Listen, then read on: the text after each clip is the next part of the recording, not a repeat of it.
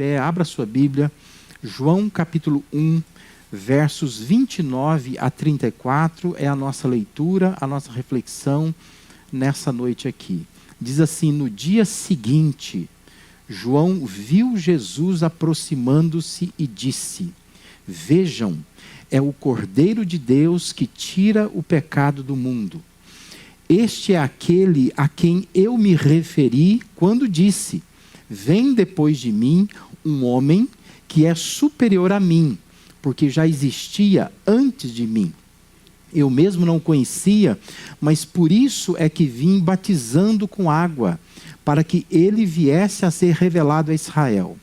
Então João deu o seguinte testemunho: eu vi o Espírito descer do céu como pomba e permanecer sobre ele. Eu não o teria reconhecido, se aquele que me enviou para batizar com água não me tivesse dito: aquele sobre quem você vir o Espírito descer e permanecer, esse é o que batiza com o Espírito Santo. Eu vi e testifico que este é o Filho de Deus. Amém? Você pode se assentar. Esse texto ele é o relato do encontro entre Jesus e João Batista. Até aqui, na narrativa de João, aparece declarações de João Batista com relação a Jesus. Mas aqui nós temos agora João Batista vendo, ele se encontrando com Jesus. Finalmente ele se encontra com ele. João Batista ele é apresentado na narrativa bíblica como aquela voz, né, do que clama no deserto. Ele é a representação de Deus clamando pelo deserto, vindo do deserto. E ele é alguém que viria antes do Messias prometido. Conforme Isaías 43, ele prepararia o caminho do Senhor. Então João Batista, ele tem uma projeção na narrativa bíblica, porque é a partir do encontro com ele que Jesus começa então o seu ministério, e no Evangelho de João acaba não sendo diferente disso. Mas mais do que uma descrição do encontro, o que nós temos aqui é uma declaração de fé de João Batista. Ele está dizendo como que ele crê a respeito de Jesus, né, naquele encontro que ele está tendo ali. Nós falamos na última semana, baseado em Atos 2, 42 e 47, sobre relacionamentos e a importância disso para a vida da gente. Nós entendemos semana passada que Deus ele não nos chamou apenas para viver, mas Deus nos chamou também para conviver, para ter convivência com as pessoas. No entanto, a gente corre o risco, quando a gente ouve essas coisas na igreja, a gente corre o risco de reduzir a vida cristã aos relacionamentos.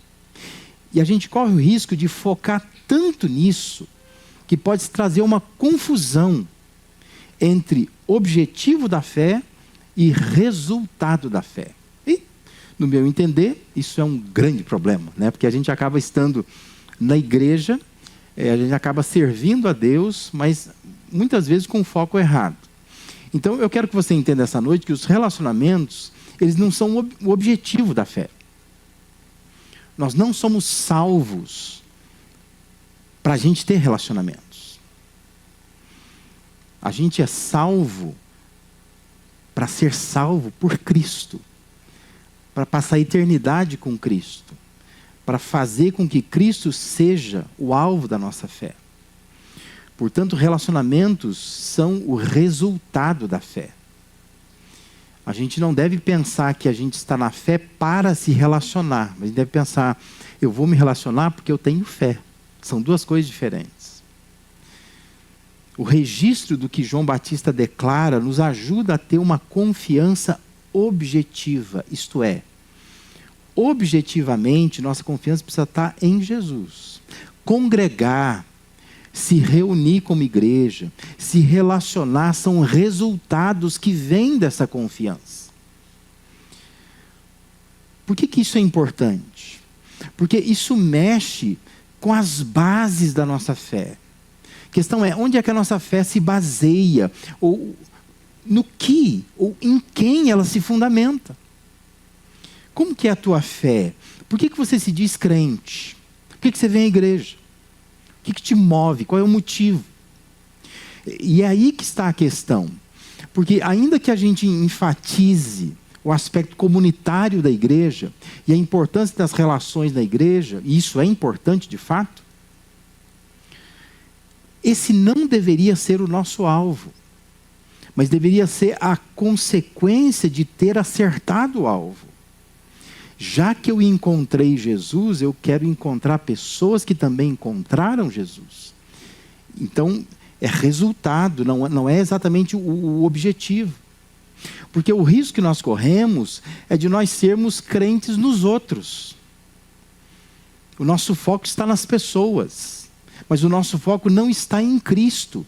E a gente acaba tendo uma fé apoiada, alicerçada, dependente de outras pessoas. Isso é muito ruim. A gente pode vir à igreja em busca não de Deus. A gente não vem para buscar Deus.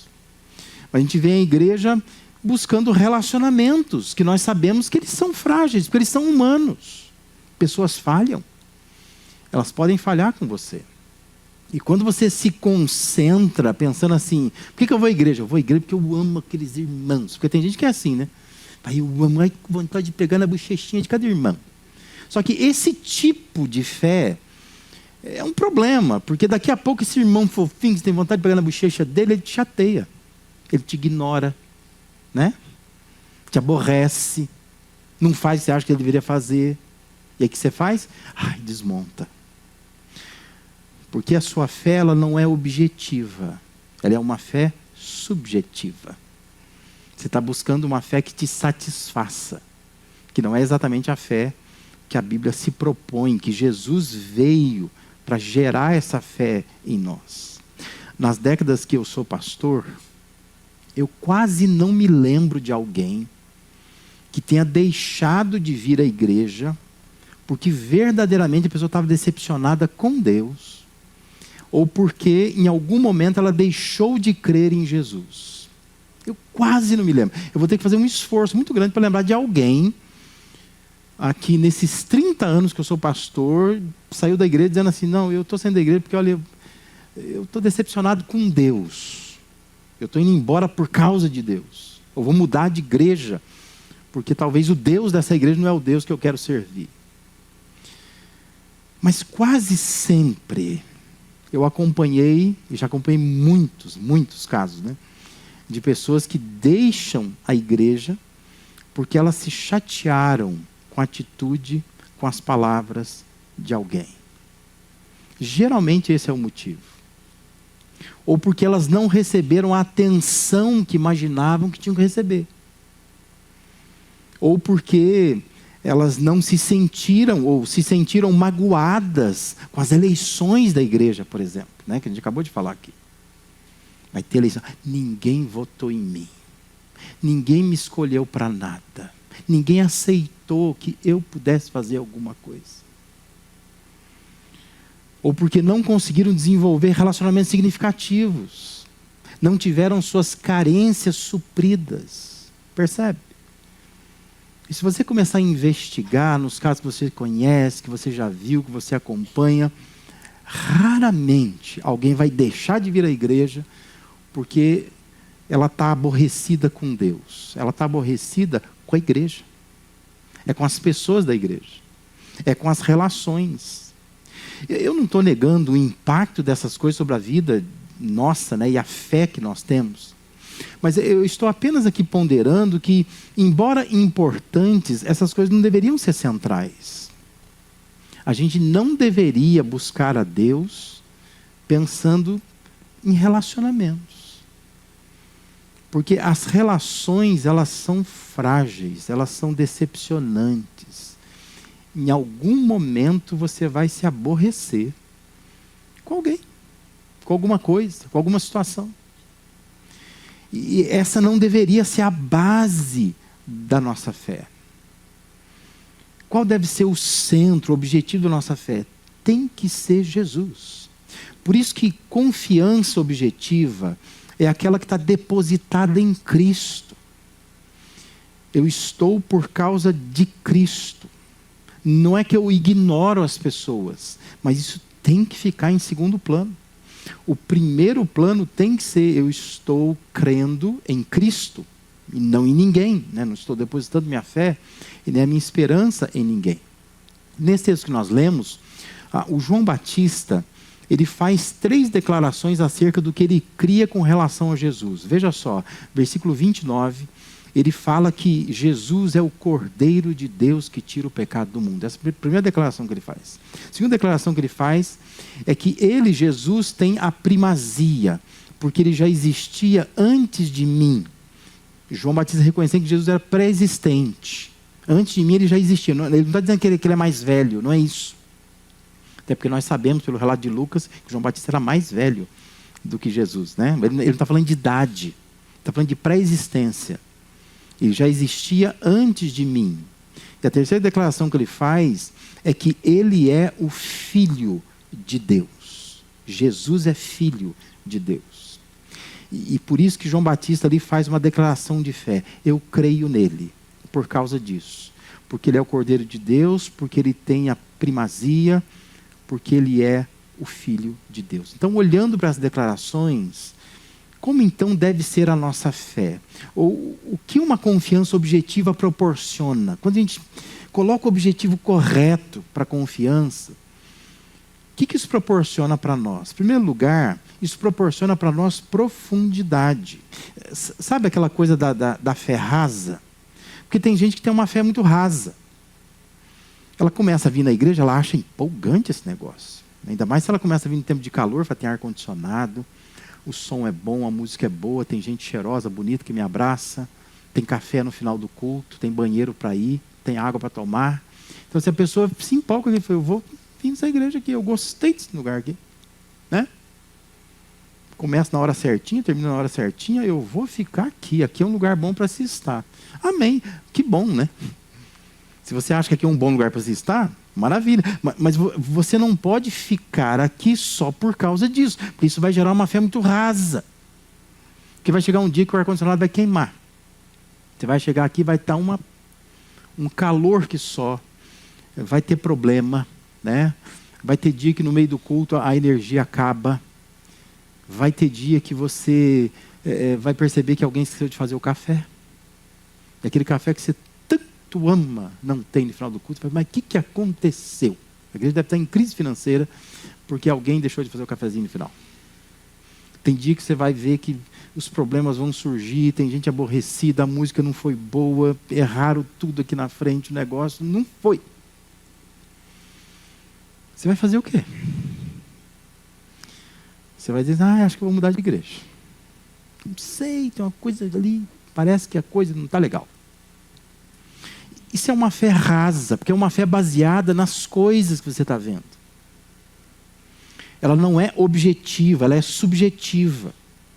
Observe, João Batista, quando ele olha para Jesus, diz que ele viu Jesus se aproximando, ele fala, vejam, ele é o Cordeiro de Deus que tira o pecado do mundo. Nós sabemos que a expressão Cordeiro de Deus evoca aqueles rituais de sacrifício do Antigo Testamento. Mas o cerne da questão para João Batista não é exatamente isso. João Batista não está apontando para Jesus e querendo que a gente olhe para ele e fale assim, coitado, ele vai morrer. Não é essa a ideia. A ideia é, este homem veio para remover o pecado. E isso é uma fé profunda. É quando você começa a buscar Jesus, por quê? Porque ele remove o meu pecado. Talvez ele não supra todas as minhas carências. Talvez eu não tenha uma vida financeira melhor depois de começar a buscar Jesus, porque tem gente que cria essa expectativa hoje.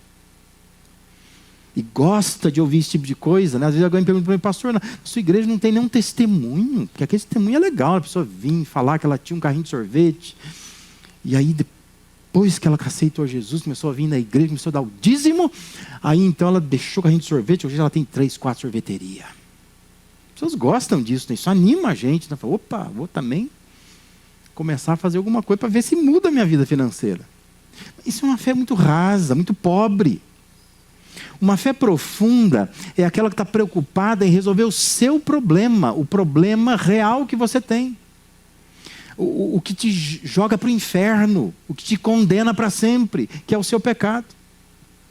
E João Batista está olhando para Jesus dizendo assim, ele é o Cordeiro de Deus que tira o pecado do mundo. E é para isso que a gente tem que seguir a Jesus.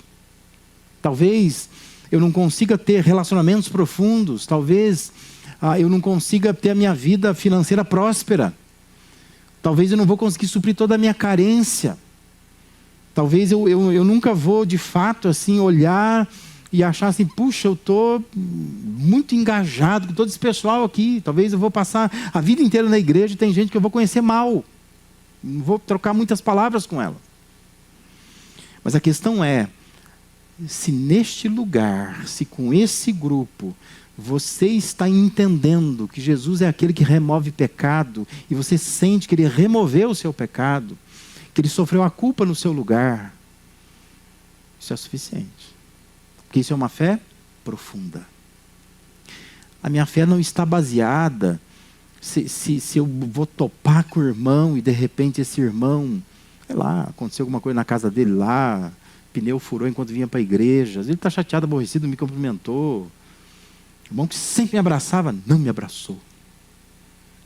Às vezes a pessoa vai, aquilo a semana faz mal para ela, tem alguma coisa acontecendo, não sei o que aconteceu, estou aborrecido com a pessoa fez alguma coisa para mim, ela está me olhando diferente, não sei o que aconteceu. Isso deixa de ser importante. Porque a questão é, eu estou cultuando a Deus, estou buscando a Deus, porque eu sigo e sirvo um Jesus que remove o meu pecado. O meu maior drama é meu pecado. É aquilo que me põe no chão, é aquilo que me leva para o inferno, é aquilo que tira a minha paz. E Jesus vem para resolver isto. Então, quando você tem uma fé objetiva, uma confiança objetiva, você vai colocar algumas coisas em segundo plano. Porque relacionamentos, conquistas diárias, suprir carências, alvos materiais, tantas outras coisas não podem ser objetivo da nossa confiança. Nós confiamos em Jesus porque é Ele quem tira o pecado do mundo. Pensa, analisa. Que tipo de fé você tem? Porque tem gente que tem uma fé que tem um pouco de dó de Jesus. Isso é por causa daquela iconografia da idade medieval, né? Que começou a criar aquelas imagens do Jesus crucificado, né? Com aquela carinha meia torta, uma cara triste. E a gente começa então a olhar para essas imagens, a gente começa a ter pena de Jesus. E eu já ouvi pessoas que me disseram que às vezes no dia da ceia, está celebrando a ceia do Senhor, a pessoa começa a pegar aquele pão, parte o pão e vê o cálice, cor do sangue de Jesus, a pessoa fala, mas eu começo a chorar, fico uma dó de Jesus, tadinha, ele não precisava ter padecido daquilo lá, não. E é uma comoção pelo sofrimento de Jesus. Mas esse tipo de fé também não resolve nada. Porque não é esse tipo de fé que Deus quer despertar em nós. Não é para sentir pena de Jesus. É para entender por que Ele se ofereceu na cruz por nós. Ele veio remover pecados. E esse é o seu maior drama, a sua maior necessidade. Por isso, quando a gente tem uma confiança objetiva, isso traz profundidade para a fé. Às vezes, o que vai acontecer na igreja, em casa, no trabalho, isso não vai abalar tanto a minha fé, porque eu não estou com a minha fé firmada nessas coisas.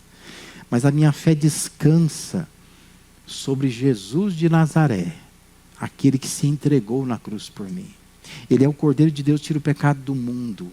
Ele não é alguém digno de pena, de dó. Mas Ele é o Salvador da humanidade, que veio cumprir uma tarefa, e cumpriu. E foi até o fim. Isso tira de nós o nosso pecado, aquilo que mais nos condena. Então, uma confiança objetiva proporciona profundidade. Não é mais fé rasa, é fé profunda. Fé enraizada, alicerçada, não é qualquer coisa que vai abalar. Segundo lugar, outra coisa que uma confiança objetiva proporciona é prioridade, porque você organiza melhor a sua vida. Versículo 30, João Batista diz, este é aquele a quem eu me referi quando disse, vem depois de mim um homem que é superior a mim, porque já existia antes de mim. É bom a gente lembrar que o João Batista era famoso. Se João Batista vivesse os nossos dias, ele teria muitos seguidores no Instagram. Talvez ele tivesse um canal no YouTube, ó, assim de inscritos. Porque o João Batista, ele era uma figura polêmica. Se você ler o texto de Mateus 14, do 3 ao 12, você vai perceber que o tetrarca Herodes, que prendeu João Batista, mas ele levou um tempo para cortar a cabeça do João Batista. E a narrativa bíblica diz que levou esse tempo porque ele temia o povo. O Herodes tinha medo do povo, porque o João Batista, ele era considerado um profeta pelo povo. Ele era famoso. E veja o que está acontecendo aqui em João, né? Está dizendo que o João Batista, esse sujeito famoso, que tinha uma projeção, que as pessoas que o seguiam até achavam que ele era o Messias, ele agora tem a humildade de dizer assim: o primeiro lugar não é meu, mas o primeiro lugar é de Jesus. Ele tem a primazia. Ele existe antes de mim. Isso é dar prioridade. Quando João Batista entendeu quem era Jesus, a sua vida ficou em segundo plano. Analise a sua fé. Talvez você seja bem menor que o João Batista. Mas a pergunta é: você tem dado o primeiro lugar para Jesus? É Ele que está em primeiro lugar mesmo, de verdade? Confiança objetiva é colocar Jesus em primeiro lugar. Relacionamentos, conquistas materiais, saúde, sucesso, alvos pessoais, devem ser buscas secundárias, não primárias. A busca primária precisa ser Jesus. Confiança objetiva é não permitir que nada se assente no trono do teu coração, a não ser Jesus. Nada pode estar aí. Ele tem que ter a primazia, porque Ele morreu em nosso lugar. João Batista nos dá um exemplo do que é dar a primazia. Ele meio que sai de cena, porque ele entende: agora chegou quem eu estava anunciando. Sou famoso, tenho muito seguidor, o pessoal vai atrás de mim, mas agora eu preciso dar espaço para Ele, porque agora Ele é mais importante. Encontrar Jesus é encontrar com a pessoa mais importante desse universo. Então, quando você encontra Jesus, ninguém mais é importante. Você deixa de ser importante, tudo deixa de ser importante. Ele é a pessoa mais importante. Por isso que uma confiança objetiva nos proporciona isso, prioridade. Eu organizo a minha vida.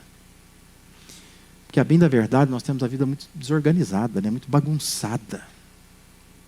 E Deus está em alguma gaveta, em algum lugar. Mas Ele não é a prioridade. Nossas prioridades são outras coisas. E na verdade nós estamos querendo que Deus vai correndo atrás da gente, semana inteira, né? A gente está que nem doido, correndo atrás dos objetivos, dos alvos, das contas pagadas, dos boletos. A gente fica assim: Deus, vem, me abençoa. E fica ali, ó, o tempo todo achando que Deus tem que ficar correndo atrás de você. Se você tem uma confiança objetiva, você sabe que é Deus quem sustenta, é Deus quem cura, é Deus quem proporciona as melhores coisas. Então você pode depositar essa fé nele. E quando você põe isso em primeiro lugar, as outras coisas embaixo, tudo se acomoda. Tudo fica mais fácil. Porque você deu prioridade a Jesus. Isso é confiança objetiva, isso não é coisa subjetiva. O problema é que a nossa confiança ela é muito subjetiva. A gente está dizendo para Deus: Deus, se o Senhor não fizer o que eu quero, sei não se eu vou te servir. Até o final do ano, ó, continuar assim, eu acho que eu vou tomar outro rumo. Porque é uma fé muito subjetiva. Nós estamos assentados no trono do nosso coração. Nós somos os mais importantes. Mas entenda nessa noite: Jesus quer sentar no trono do teu coração. Ele quer ser o mais importante. Aí você deixa de ter uma confiança subjetiva e passa a ter uma confiança objetiva. Você olha E você diz, agora Jesus é o centro de fato da minha vida. Ele está em primeiro lugar. Uma outra coisa que a confiança objetiva nos proporciona é a proximidade. É interessante você olhar os versículos 32 e 34, diz que, então João, ele deu o seguinte testemunho, ele diz, eu vi o Espírito descer do céu como pomba, permanecer sobre ele. Aí diz assim, eu não teria reconhecido, se aquele que me enviou para batizar com água não me tivesse dito, aquele sobre quem você vira o Espírito descer e permanecer, esse é o que batiza com o Espírito Santo. Aí ele diz assim, eu vi e testifico que este é o Filho de Deus. Isso para nós, que estamos acostumados a ler a Bíblia, né, a frequentar a igreja, acaba sendo uma expressão batida. Mas nós precisamos resgatar o sentido da expressão. O que João Batista está dizendo é que Jesus é o Filho do próprio Deus. Ele não é só um cordeiro enviado para se sacrificar pela humanidade. Mas esse cordeiro que remove pecados é o Filho de Deus. Imagina assim que você está num lugar e você assim, está querendo saber quem são as pessoas. Às vezes você está num evento de uma empresa grande, um monte de coisa acontecendo. E aí chega lá um rapaz, daí alguém diz assim, ó, ele é o filho do dono. Você começa a olhar para a pessoa de uma maneira diferente. Você entende o que João Batista está dizendo? Ele está dizendo assim, eu testifico, esse é o Filho de Deus. É que nós acostumamos com a expressão, né? Ele é o Filho de Deus, Deus é o Filho de Deus. Mas o João Batista estava dizendo para o seu público, para o seu seguidor, dizendo, ele é o Filho de Deus. Aquele que eu estava falando para vocês. Vocês não conheciam ele, eu estou dizendo, é ele que é o Filho de Deus. Então todo mundo passa a olhar para ele de uma maneira diferente. Ele é o Filho de Deus. Ele é o Filho de Deus. Nós precisaríamos resgatar dentro de nós essa relação que há entre Jesus e Deus. Porque às vezes a gente vai se perdendo e a gente não entende muito esse conceito. Agora, esse conceito ele é muito importante no Novo Testamento. Pra você ter uma ideia, só no Evangelho de João, 9 vezes Jesus é chamado assim, Filho de Deus. Sem contar as vezes que ele é chamado só de Filho. Mas 9 vezes a expressão Filho de Deus, ela se replica, se repete no Evangelho de João. Lá em Atos 9, versículo 20, diz que Paulo, após seu encontro com Jesus no caminho de Damasco, diz que ele logo começou a pregar nas sinagogas que Jesus é o Filho de Deus. Veja como é importante a expressão. Romanos 1,4, nós encontramos Paulo afirmando que mediante o Espírito de Santidade foi declarado Filho de Deus com poder, pela sua ressurreição dentre os mortos, Jesus Cristo, o nosso Senhor. E em 1 Coríntios 1,9, nos diz que fiel é Deus, o qual os chamou, ou nos chamou, à comunhão com seu Filho Jesus Cristo, nosso Senhor. É importante a gente entender essa relação pai e filho dentro da Trindade. É que nós nos acostumamos com a ideia de que Deus é um Deus trino. Mas imagina você por um instante, se nós acreditássemos que Deus não tem filho nenhum, não tem espírito nenhum, é só Deus. Pensa, quando você vai se aproximar de alguém assim, você vai pensar assim, essa pessoa não sabe, não entende nada de relações. Não é esse o sentimento que você tem quando você está numa roda de conversa e está se falando sobre pai e filho, aí você tem alguém ali que não tem filho nenhum. Se aquela pessoa falar alguma coisa, vai dizer assim, é porque não tem filho. Não entende nada disso. Não entende relações. Imagina você se Deus fosse assim. Um Deus único. Único mesmo, no sentido de que não tem Jesus, não tem Espírito Santo, não tem nada, é só Ele.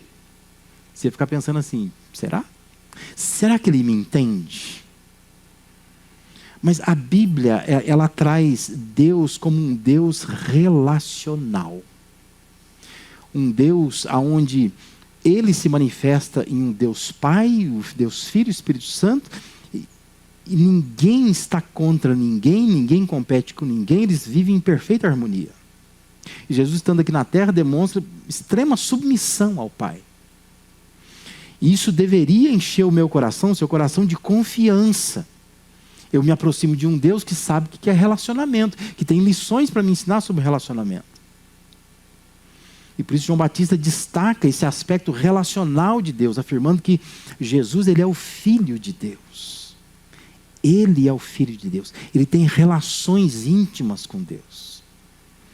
João Batista podia ser considerado um profeta de Deus, mas ele diz: Jesus não é um profeta. Ele é mais que isso, ele é o Filho de Deus. Ele tem relações íntimas com Deus. De modo que a nossa fé, a nossa confiança tem que ser objetiva. Porque quando eu creio num Jesus assim, isso me dá uma perspectiva de proximidade. É um Deus que me entende. Eu também posso encontrar nesse Deus a figura de um pai, de visão paterna. Quando o próprio Jesus ora, conforme o registro lá de João 17, versículo 8, ele diz: eles reconheceram de fato que vim de ti e creram que me enviaste. Jesus falando. Depois Jesus, ele diz, versículos 20 e 21 de João 17, Jesus está orando, dizendo assim: minha oração não é apenas por eles. Eu rogo também por aqueles que crerão em mim por meio da mensagem deles, para que todos sejam um. Aí ele ora assim: Pai, como tu estás em mim e eu em ti, que eles também estejam em nós, para que o mundo creia que tu me enviaste. Percebe que Jesus está orando? Ele está dizendo para Deus: Deus, nós temos um relacionamento, eles precisam ter um relacionamento com a gente, eles precisam entender de relacionamento. E assim como a Trindade, ela é una, ela é unida. Ele está dizendo: eu estou orando para que eles sejam unidos também, para que eles entendam a importância de viverem unidos. Uma fé consistente, uma confiança objetiva. Experimente uma confiança, uma crença, uma fé objetiva, não subjetiva. Porque às vezes você sai da sua casa, você começa a viver a sua semana, você abre a sua Bíblia durante a semana, você vai para um tempo de oração, mas você vai com muita subjetividade. Você tem uma sede a ser saciada, eu sei. Você tem uma fome que você quer que sacie. Mas quando você deposita a sua fé em Jesus, aí sim você encontra algo diferente, que não são essas coisas passageiras, efêmeras, que muitas vezes a gente descansa a nossa fé. Quando a nossa confiança é objetiva, nós vamos ter profundidade. Porque é a ideia de que removeu o pecado. Eu estou ligado a Cristo, à igreja, por quê? Porque o meu pecado foi resolvido. Isso me faz ter prioridade na vida, porque isso vai tornar a maior busca da minha vida. Nenhuma busca é mais importante que essa. E Jesus será a minha prioridade. Isso vai proporcionar proximidade, porque Deus nos faz experimentar um relacionamento com o Filho dele. Já pensou nisso? Quando você fala: eu aceitei a Jesus no meu coração, eu entreguei a minha vida a Jesus, você entregou a sua vida para o Filho de Deus. É muito próximo. Há uns anos atrás eu estava ouvindo um pastor pregando, e esse pastor, ele contava sobre um irmão, uma pessoa da igreja dele lá. Ele diz que essa pessoa tinha uma história que demorou um pouco a conversão dele, acho que a esposa vinha na igreja, alguma coisa assim, mas um belo dia ele foi lá e ele também entregou a sua vida a Jesus. E ele era um funileiro, sabe, que conserta carro, desamassa carro. E ele diz que depois que ele se converteu, foi discipulado, diz que ele mudou o slogan da funilaria dele. Você chegar na funilaria dele lá, ele colocou lá uma foto daquele carro bem arrebentado, amassado. E aí ele colocou a foto do lado do mesmo carro que ele consertou. E embaixo ele colocou assim: o que o Osmar faz com seu carro, Cristo faz com a sua vida. E o pastor dizia assim: como eu fiquei feliz de ver a oficina do membro da minha igreja daquele jeito, né? Aquele carro todo arrebentado, do lado do carro todo arrumadinho por ele, Ele colocou assim: o que o Osmar faz com seu carro, Jesus faz com a sua vida. Desamassa tudo. Faz um reparo que você vai ver, né? É isso que eu queria que você entendesse nessa noite. A igreja por si só não faz isso. Não faz. Se você vem na igreja pensando assim, a igreja vai me reformar, a igreja não é reformatório. A igreja não vai reformar. Se você colocar a sua expectativa nos relacionamentos, eles não farão isso. Se você colocar nas suas conquistas da sua vida diária, não vão chegar nem perto disso. Só Jesus pode pegar uma vida quebrada e fazer essa vida nova, torná-la nova. Só Ele pode. Só Jesus pode pegar alguém todo amassado, consertar tudo direitinho. Amém? Por vezes a gente se desanima, porque a gente está colocando a nossa fé, a nossa confiança em coisas muito supérfluas, coisas passageiras. Mas quando a nossa fé não está em pessoas, nem em processos, nem em recursos, mas está em Jesus, de fato a nossa vida será transformada para a glória, para a honra do nosso Deus. Amém?